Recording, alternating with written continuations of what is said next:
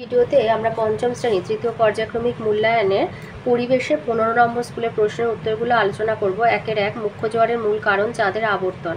1-2 জলবিদ্যুৎ কেন্দ্র আছে ভুটানের ঝালংয়ে। 1-3 বিশ্ববয়স্ক অবমাননা প্রতিরোধ দিবস 15ই জুন। 1-4 জেনারেটর ডিজেল শক্তিতে চলে। 1-5 বিশালক্ষীর আমবাগানে 2000টি আম গাছ আছে। 2 দিয়েছে শূন্যস্থান পূরণ। 2-1 হুইয়া পাখির পালক ছিল সুন্দর।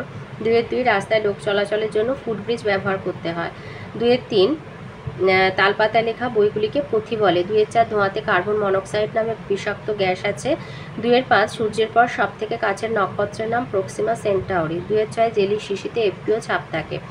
3 আছে নিচের বিবৃতিগুলি সত্য বা মিথ্যা লেখো। 3-1 গৌণ জোয়ারের 12 ঘন্টা 28 মিনিট পরে মুখ্য জোয়ার হয়, মিথ্যা।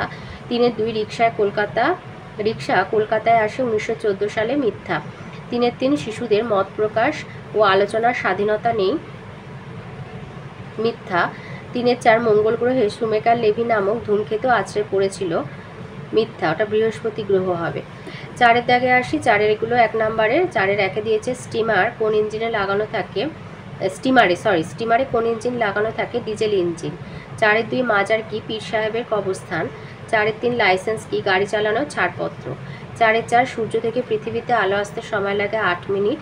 4-এর 5 বন্যা, ভূমিকম্প, ধস এগুলিকে বলা হয় প্রাকৃতিক দুর্যোগ। 4-এর 6 মাছের ঘাস সারাতে ব্যবহার করা হয় পটাশিয়াম পারম্যাঙ্গানেট।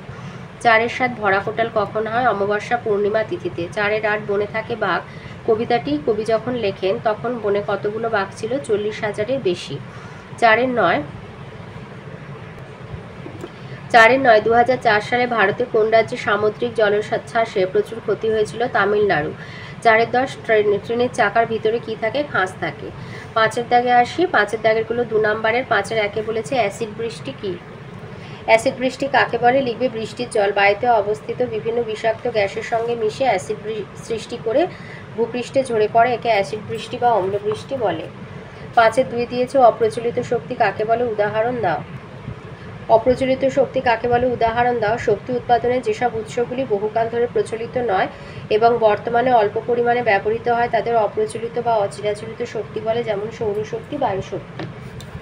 5-এর 3 দিয়েছে সমাজভিত্তিক গুণ কাকে বলে। সমাজভিত্তিক বন কাকে বলে, লোকালয়ের মাঝে যেসব ছোট ছোট বন তৈরি করা হয় তাকে সমাজভিত্তিক বন বলে। 5-এর 4-এ দিয়েছে জীবাশ্ম জ্বালানি বলতে কি বোঝো। উদ্ভিদ এবং প্রাণীর দেহাবশেষ শিলাস্তরের মধ্যে চাপা পড়ে ভূগর্ভের তাপ ও চাপে পরিবর্তিত হলে তাকে জীবাশ্ম বলে। এই জীবাশ্ম সৃষ্টির সময় জীব দেহাবশেষ ভূ অভ্যন্তরের চাপ ও তাপে এবং রাসায়নিক বিক্রিয়ায় পরিবর্তিত হয়ে যখন জ্বালানি খনিজে পরিণত হয় তখন তাকে জীবাশ্ম জ্বালানি বলে, যেমন কয়লা, খনিজ তেল এবং প্রাকৃতিক গ্যাস।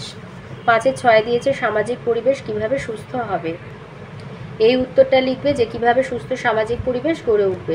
সুস্থ সামাজিক পরিবেশ গড়ে তোলার জন্য 1 হচ্ছে মানুষকে শিক্ষিত হয়ে উঠতে হবে। 2 শিক্ষিত মানুষ পরিবেশের প্রতি যত্নশীল হয়ে উঠবে, যেমন গাছ লাগাবেন এবং গাছের প্রতি যত্ন নেবেন এবং সর্বোপরি বিপন্ন পশু পাখি আর পতঙ্গদের কথা ভাববেন। 3 চারপাশের জল এবং অন্যান্য প্রাকৃতিক সম্পদ নষ্ট করবেন না। আর 4 হচ্ছে মানুষজন মিলেমিশে একে অপরের পাশে থাকলে সুস্থ সামাজিক পরিবেশ গড়ে উঠবে। 5-এর 6 দিয়েছে শিশুদের 2টি অধিকার সম্পর্কে লেখো। শিশুদের 7টা মোট অধিকার আছে, তো প্রথম দিক থেকে 2টো অধিকার লিখে দেবে, বেঁচে থাকা এবং খাদ্য আর পানীয় জল পাওয়া। 5-এর 7-এ দিয়েছে চন্দ্রগ্রহণ কাকে বলে। লিখবে কোনো কোনো পূর্ণিমার রাতে পৃথিবী যখন সূর্য এবং চাঁদের মাঝখানে এক সরলরেখায় চলে আসে তখন পৃথিবীর ছায়া চাঁদের ওপর পড়ে, ফলে চাঁদকে দেখা যায় না, এই ঘটনাকে চন্দ্রগ্রহণ বলে। 6-এর 1-এ দিয়েছে পূর্ণগ্রাস সূর্যগ্রহণ কাকে বলে, ছবি এঁকে দেখাও। পূর্ণগ্রাস সূর্যগ্রহণ এই ছবিটা আঁকবে, এই ছবিটা যেখানে যা আছে সেইভাবে দেখাবে, আঁকবার এইটা লিখবে যে সূর্য আর পৃথিবীর মাঝখানে চাঁদ এক সরলরেখার অবস্থান করলে চাঁদের ছায়া পৃথিবীর ওপরে এসে পড়ে। পৃথিবী সেই অংশ থেকে সূর্যকে একেবারেই দেখা যাবে না, সেখানে পূর্ণগ্রাস সূর্যগ্রহণ হবে। এই গ্রহণ চলাকালীন সম্পূর্ণ সূর্যই চাঁদের আড়ালে চলে যায়, তাই পৃথিবী থেকে আর সূর্যকে একেবারেই দেখা যাবে না, কিছুক্ষণের জন্য চারিদিক অন্ধকার হয়ে যাবে। 6-এর 2 দিয়েছে জলচক্র কাকে বলে, চিহ্নের সাহায্যে ছবি এঁকে দেখাও। এই ছবিটা আঁকবে আর এটা লিখবে যে সূর্যের তাপে পুকুর, নদী, সমুদ্রের জল বাষ্প হয়ে ওপরে উঠে যায়, ওপরে উঠে ঠান্ডা হয়ে মেঘে পরিণত হয়, মেঘ থেকে বৃষ্টিরূপে জল পুকুর, নদী, সমুদ্রে ফিরে আসে, সূর্যের তাপে আবার পাহাড়ের মাথায় সঞ্চিত হয়ে বরফ গলে জলও পরে বাষ্প হয়ে ওপরে উঠে যায়। এইভাবে জল কখনো মেঘে, কখনো বৃষ্টি, আবার কখনো বরফ রূপে আকাশ আর পৃথিবীর মধ্যে ক্রমাগত ঘুরে চলেছে। একে জলচক্র বলে। সাথে আছে টিকা লেখো কয়লা অথবা আবহাওয়ার পূর্বাভাস। টিকা প্রথমে কয়লা কিভাবে সৃষ্টি হয়েছে এটা লিখবে ভূ আলোড়ন বা ভূমিকম্পের ফলে উদ্ভিদ ও প্রাণী দেহাবশেষ মাটির তলায় চাপা পড়ে যায়। হাজার হাজার বছর ধরে মাটির তলার চাপ ও তাপে এগুলি পরিবর্তিত হতে থাকে। অবশেষে উদ্ভিদ ও প্রাণীর দেহের কার্বন অংশগুলি জমাট বেঁধে কয়লায় পরিণত হয়। লিখবে পশ্চিমবঙ্গের প্রধান খনিজ সম্পদ হচ্ছে কয়লা।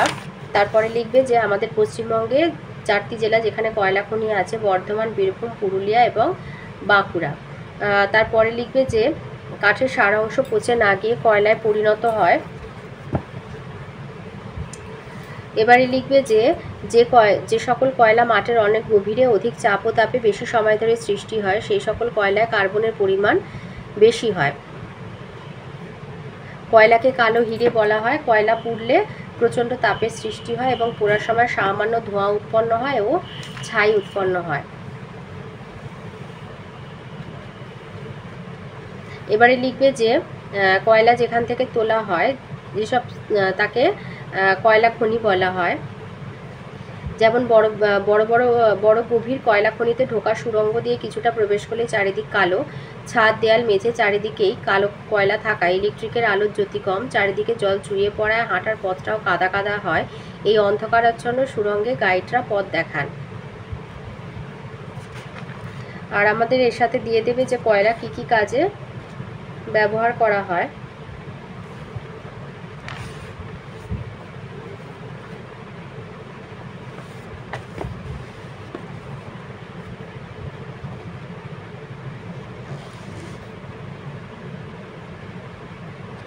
লিখবে কয়লা পুড়িয়ে প্রধানত তাপবিদ্যুৎ উৎপাদন করা হয় বা জ্বালানি হিসাবে ব্যবহার করা হয়। এছাড়া লিখবে কয়লায় ধোঁয়ায় থাকা 4টি বিষাক্ত গ্যাস: sulphur dioxide, nitrogen dioxide, carbon dioxide আর কার্বন মনোক্সাইড।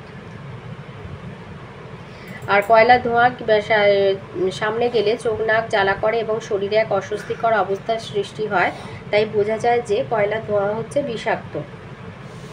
তারপরে লিখে দেবে 5 নাম্বার আছে, একটু লিখতে হবে। কয়লার ধোঁয়ায় থাকা carbon dioxide, nitrogen dioxide, sulphur dioxide প্রভৃতি বিষাক্ত গ্যাস এগুলো থাকে। এই গ্যাসগুলি বাতাসে জলীয় বাষ্পের সঙ্গে বা বৃষ্টির জলের সঙ্গে মিশে carbonic acid, nitric acid, sulphuric acid তৈরি করে। আর এই অ্যাসিড বৃষ্টির জলে মিশে অম্ল বৃষ্টি বা অ্যাসিড বৃষ্টির সৃষ্টি হয় এবং যা ফলে মানুষের ত্বকে রোগ দেখা দেয়। চুনাপাথর, মার্বেল দিয়ে তৈরি সৌধ বা স্থাপত্যের ক্ষয় হয়, গাছের পাতা কালো হয়ে যায়, যার ফলে অঙ্কুরোদ্গম ব্যাহত হয়, মাটির উর্বরতা হ্রাস পায় আর পুকুর হ্রদের জল আম্লিক হয়ে জলজ প্রাণী মারা যায়। অথবাতে আছে আবহাওয়ার পূর্বাভাস। আবহাওয়ার পূর্বাভাস বইয়ের এটা লিখে দেবে যে ঝড় বৃষ্টি, বাতাসের ঠান্ডা গরম, হাওয়ার গতি এইসবের অবস্থাকে একসঙ্গে আবহাওয়া বলে। আর সেই সব বিষয় আগে থেকে জানানোকে বলা হয় পূর্বাভাস বা আবহাওয়ার পূর্বাভাস। খবরের কাগজ, রেডিও, টেলিভিশন এবং ইন্টারনেটে দেখা যাবে এমন এই সমস্ত পূর্বাভাস দেওয়া হয়। পরিবেশ দূষণের ফলে আবহাওয়া বদলে যাচ্ছে, বৃষ্টির ধরন বদলাচ্ছে, বিজ্ঞানীরা এসব বোঝার চেষ্টা করছেন।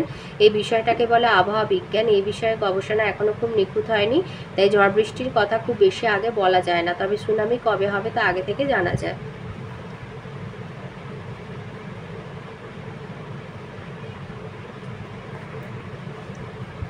আটে আছে পশ্চিমবঙ্গের মানচিত্রে নিম্নলিখিত বিষয়গুলো চিহ্নিত করো। ভাগীরথী নদী মালভূমি অঞ্চল, দার্জিলিং নদিয়া জেলা, সুন্দরবন অঞ্চল। এই হচ্ছে ভাগীরথী নদী। এই যে ভাগীরথী নদী, এটা দেখিয়ে দেবে।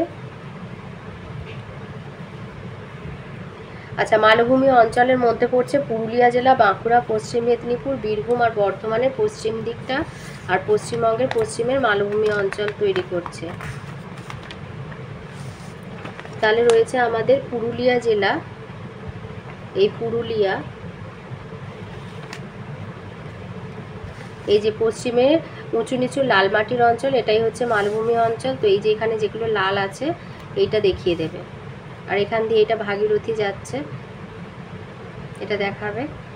আর হচ্ছে তোমার দার্জিলিং আছে, নদিয়া জেলা আছে। এই হলো দার্জিলিং জেলা, এই হচ্ছে নদিয়া জেলা, এইটা এই বর্ডারটা, এইটা নদিয়া জেলা। আর হচ্ছে সুন্দরবন অঞ্চল, সুন্দরবন অঞ্চল নিচের দিকে এইটা।